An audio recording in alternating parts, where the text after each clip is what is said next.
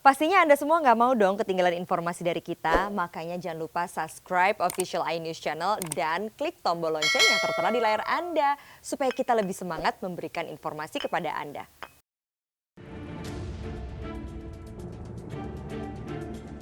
Diterapkannya PSBB di DKI Jakarta dilanjutkan dengan 5 wilayah Jawa Barat sekitar ibu kota, nyatanya tak membuat aktivitas warga mereda.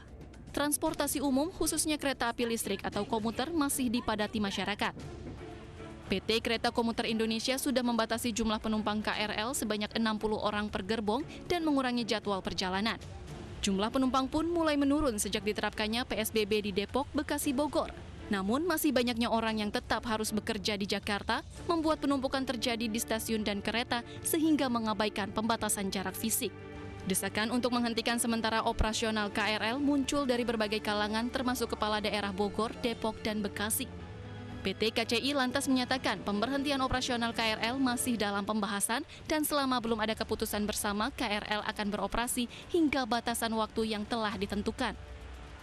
Saat ini yang kami ketahui adalah masih dalam tahap pembahasan di para stakeholder terkait, terutama pemerintah daerah, pemerintah pusat, dan juga mempertimbangkan berbagai pihak lainnya.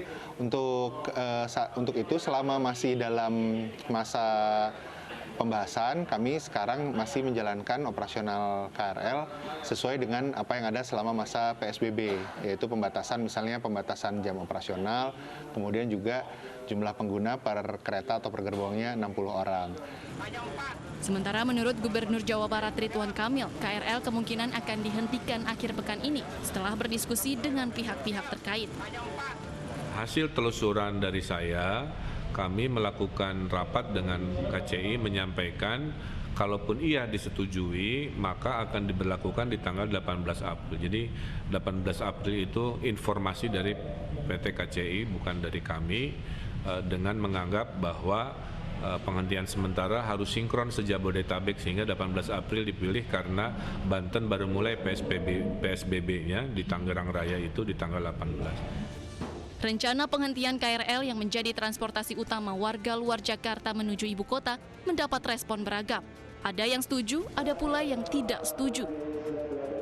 Cari kendaraan lain atau mempergunakan motor gitu loh. Ya. Setuju ya Pak? Setuju sekali gitu. Motor lain sih sebenarnya tetap dijalanin aja, cuman memang harus dibatasi untuk penumpangnya ya gitu. Jangan sampai diberhentikan banget sih, kasihan soalnya banyak yang masih harus mencari rezeki, Mas.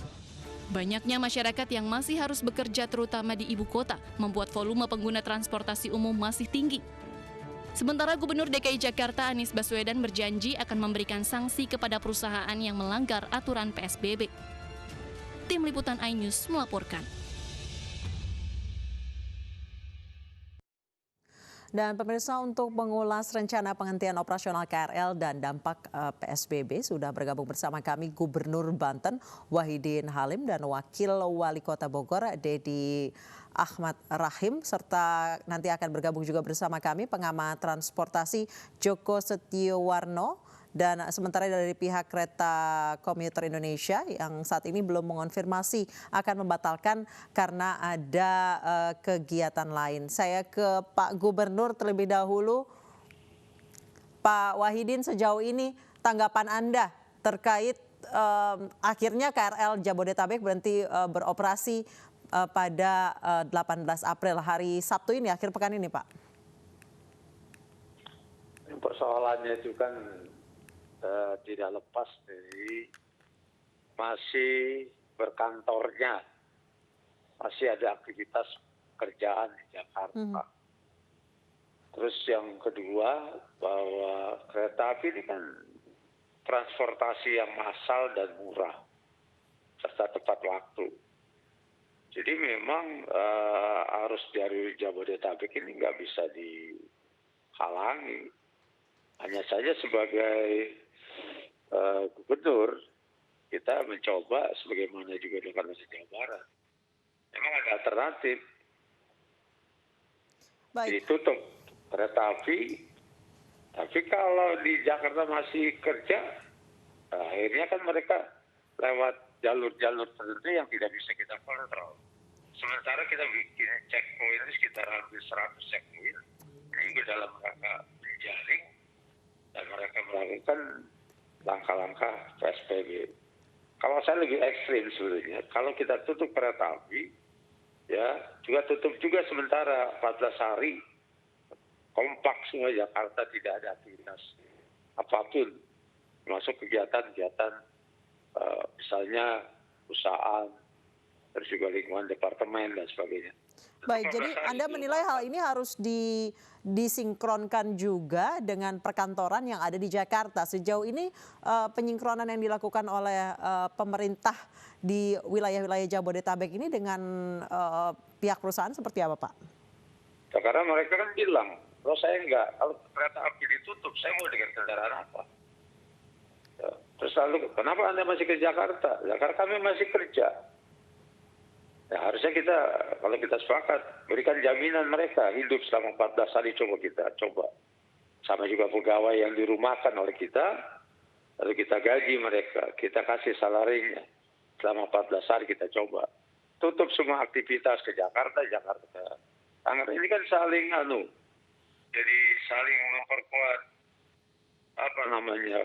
penetrasinya COVID-19. Tangerang itu kan karena dari Jakarta. Sebaliknya Jakarta juga yang tidak bisa kita juga batasi. Aktivitas sosial ini, interaksi ini melalui jalur transportasi, memang udah cukup parah dan kita tidak bisa bendung. Jadi kemarin saya coba evaluasi, kayak kita turun ke lapangan. Ya, kalau kami nggak boleh ke Jakarta, kami nggak makan dong, karena kami memang cari makan di sana. Nah, mungkin yang perlu kita lakukan ke depan, Jakarta juga menjamin hidup mereka selama beberapa hari tertentu. Kita coba aja dulu. Karena kalau kita coba tutup kereta api, atau kita batasi jumlah bangku kereta api, akan terjadi penumpukan. 60 orang misalnya, ya yang berangkat dari Rangkas Bitung, dari Serpong itu, penuh. Sama mereka kakinya nggak jelas kaki sebelahnya, bergantung berdesak-desakan. Ya sia-sia aja lah, percuma aja kalau kondisi kayak gitu. Kita mau social distancing, kayak mau bikin apa, kayak jarak, pakai masker, ya nggak bisa lah, saya bilang. Kalau sekedar ditutup. Tapi bagaimana orang untuk tidak berminat ke Jakarta selama 14 hari? Berarti memang jalan keluarnya bagaimana mereka dari rumah tidak menuju ke kereta api dan tidak ke Jakarta. Baik, saya ke Pak Dedi. Pak Dedi, menurut Anda seperti apa? Ini ada dua hal yang tidak nyambung rupanya antara kebijakan perkantoran di Jakarta dengan kebijakan di angkutan umum. Jadi kalau menurut saya tetap ya, artinya kalau saja PSBB ini dilakukan ya, baik di DKI maupun di Jabodetabek ini secara konsisten, saya pikir akan banyak yang mengurangi arus mobilisasi masyarakat dari Jabodetabek ya, antar Jabodetabek atau dari Bodetabek ke Jakarta. Tetapi kan kuncinya ini kan Jakarta. Kalau menurut saya sudah ada banyak sekali juga perubahan di DKI ya. Artinya kalau saya melihat, kita pantau dari hari Senin sampai dengan sekarang, perubahan menurunnya itu sudah banyak sebetulnya. Jadi contohnya waktu hari Senin itu terjadi penumpukan penumpang sampai dengan jam 12 siang sudah 9.000 penumpang. Kalau kemudian hari-hari berikutnya termasuk setelah penerapan PSBB di Kota Bogor, kelihatannya lebih signifikan lagi penurunannya. Jadi memang ada korelasi antara masih beroperasinya beberapa kegiatan yang dikecualikan dan yang tidak dikecualikan dari PSBB, tetapi dengan kebijakan Kota DKI ya untuk lebih ketat menutup beberapa kegiatan yang tidak dikecualikan, saya pikir itu sudah baik ya. Tinggal nanti terus dalam 1 minggu ke depan ini dimaksimalkan. Baik, Pak Dedi, jika tadi Pak Wahidin mengatakan akan percuma jika memang kegiatan perekonomian perkantoran di Jakarta ini masih terus berjalan. Sementara warga yang bekerja di Jakarta kebanyakan mereka berasal dari wilayah-wilayah satelit, yaitu Bodetabek. KRL dihentikan, mereka akan mencoba mencari alternatif lain yang malah justru tidak terdeteksi gitu, Pak. Ya justru tadi memang ada banyak ya celah-celah di area yang tidak dikecualikan. Artinya banyak juga misalnya rekomendasi-rekomendasi yang dikeluarkan oleh Kementerian Perindustrian misalnya terkait dengan beberapa perusahaan atau pabrik yang diberikan, sehingga tanggung jadinya. Kalau memang kita mau hentikan, kalau misalkan gini kadang-kadang ya, mungkin pabrik punya kontrak ekspor atau kontrak kirim barang, kemudian mereka meminta dispensasi. Nah, selama diberikan dispensasi. Pak Dedi? Halo? Suratnya. Iya. Halo? Iya. Dan diperlihatkan ada semacam suratnya, ya kita kan juga nggak bisa apa-apa juga. Makanya lebih baik kalau memang mau ya konsisten gitu kan. Artinya misalnya memang tidak dikecualikan ya memang harus tutup, ya udah tutup saja kan gitu kan. Untuk beberapa lini usaha ataupun produksi yang diperbolehkan tetap berjalan, misalnya retail sembako, kemudian energi dan lain sebagainya. Itu bagaimana? Haruskah perusahaan ini menyediakan mes gitu misalnya untuk warganya agar tidak commute? Ya itulah konsekuensi dalam kondisi seperti ini. Ini kan kita sedang menjalankan misi kemanusiaan kan. Ada jutaan jiwa manusia yang harus kita selamatkan. Jadi artinya kalau memang ada sesuatu yang dianggap harus dikecualikan dan memang harus ditanggung segala biayanya, ya perusahaan mau nggak mau harus menanggung resiko itu, daripada kita harus menanggung yang pertama bukan hanya nyawa, tetapi kalau misalnya PSBB ini tidak berhasil, kemudian belum mencapai KPI, ya Key Performance Indicatornya tidak tercapai, kemudian nanti kita harus perpanjang lagi 14 hari, kan ini biaya sosialnya tinggi. Sementara sumber daya dari pemerintah ini kan terbatas. Baik, Pak Joko Setiowarno juga telah, pengamat transportasi juga telah terhubung bersama kami. Pak Joko, menurut Anda tepatkah penghentian operasional komuter line ini, Pak? Ya, ini kan kita bicara antara supply dengan demand ya. Demand di sini berarti adanya kegiatan di Kota Jakarta. Tadi Pak Dedi sudah mengatakan memang setelah ada PSBB dari Bogor agak menurun. Memang menurun kalau melihat data-datanya, namun kegiatan adanya surat edaran Kementerian Perindustrian ini juga menjadi halangan juga untuk mengurangi kegiatan di Jakarta. Sehingga ini kemungkinannya PSBB ini nggak 14 hari, saya kira nanti bisa menambah lagi. Berapa hari Pak kira-kira? Bisa 1 periode lagi, artinya digenapkan 1 bulan itu. Bisa kemungkinan seperti itu kalau tidak dari penurunan, karena aktivitas di Jakarta juga masih tinggi. Ya, meskipun secara hitung-hitungan itu pengurangan KRL itu dicoba, umpamanya ditambah kapasitasnya dengan memperkecil headway-nya, kemudian memperpanjang masa operasinya, itu pada saat jam sibuk aja kira-kira hanya mampu dia 17.000 kok dari Bogor Jakarta ya, di lintas itu. Sementara dalam waktu bersamaan itu kira-kira ada 35.000 penumpang. Nah, bagaimana menurunkan angka itu? Atau mereka digantikan dengan kendaraan lainnya umpamanya, agar tidak berdesak-desakan pada saat jam sibuk. Itu jadi persoalan. Baik, saya kembali ke Pak Wahidin. Pak Wahidin, di wilayah Anda sendiri, di wilayah Provinsi Banten sendiri seperti apa operasional atau operasional pabrik-pabrik yang masih diperbolehkan untuk beroperasi? Seperti apa pengaturan pegawai mereka dalam rangka PSBB ini, Pak? Memang ini kan jadi persoalan sendiri ya, kompleksitas ya. Buruh Tangerang cukup banyak, kalau pabrik tutup resikonya kan persoalan sosial muncul. Pengangguran yang memang sudah cukup banyak di Banten akan tambah lagi kok, pengangguran baru. Terus juga untuk social safety net juga pasti ini jadi problem bagi pemerintah provinsi yang Banten yang keterbatasan tentang sumber dana dan lain sebagainya. Dan Menteri Perindustrian dalam pengarahan tetap dibuka. Oleh karena itu kita siasati boleh buka, tapi juga tetap menggunakan aturan, protokol kesehatan, dan juga melakukan rapid test dan lain sebagainya. Kami coba untuk buat rambu-rambunya. Walaupun kami tidak yakin juga bahwa pendekatan dengan protokol kesehatan ini juga bisa berhasil atau paling tidak meniadakan menjalarnya COVID-19. Ini memang saya kira belum lagi kita mengarahkan, meminta kepada pabrikan atau industri supaya tempat praktek kerjanya, tempat kerjanya dibuat sesuai dengan distancing sosial, dibuat jarak dan sebagainya. Ini kan memerlukan biaya juga, memerlukan ruang-ruang yang cukup luas. Tapi kami kemarin sudah diskusi kalau bisa shift-nya misalnya. Jakarta, orang ke Jakarta mungkin Jakarta orang tidak tiap hari itu 3 hari sekali bergantian.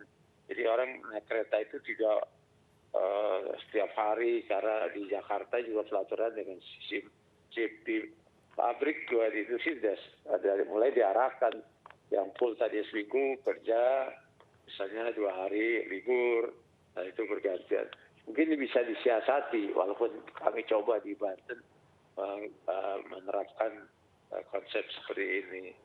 Saya kira itu apa yang kami coba kami sepakati dengan teman-teman di daerah.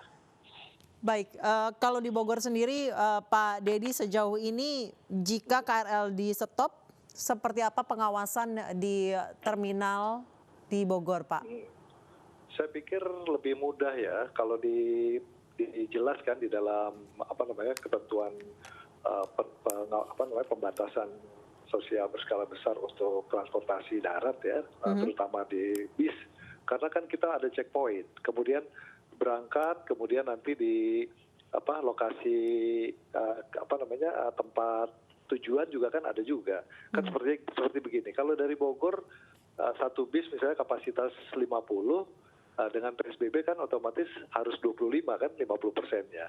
Nah itu nanti lewat checkpoint, kemudian nanti sampai Jakarta ada checkpoint juga. Kalau kereta kan kita nggak bisa kontrol. Sekarang naik di Bogor misalnya satu gerbong 60, kemudian di Cilebut naik 40, kemudian nanti di Bojonggede naik lagi 10, di Depok lagi naik lagi 100, kan kita nggak bisa kontrol. Kalau ini kan istilahnya kita harus melakukan pengawasan kan gitu kan. Dan ini ada di area kewenangan kita.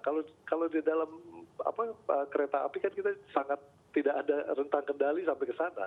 Nah makanya waktu ada pemikiran pembatasan jumlah calon penumpang masuk ke stasiun, kemudian kita sekat di halaman, nanti yang sisanya itu kan berkerumunnya di area kewenangannya pemerintah daerah kan. Nah itu kan berarti kita yang mengaturnya kan, sementara ini ada urusan social distancing, kemudian physical distancing, kemudian juga kita harus ikut pada ketentuan PSBB. Nah ini akhirnya kita putuskan ya lebih efektif dan efisien, ya kita jadikan saja, kita minta operasionalnya ditunda dulu selama 2 minggu ini. Baik Pak Dedi, sejauh ini di Kota Bogor persiapan jika KRL dihentikan operasionalnya pada tanggal 18 April. Berarti hari Senin itu baru terlihat jika memang ada lonjakan penumpang di Terminal Baranang Siang. Sejauh ini persiapannya seperti apa Pak menghadapi lonjakan penumpang di hari Senin nanti? Justru begini, mestinya kebalikan. Artinya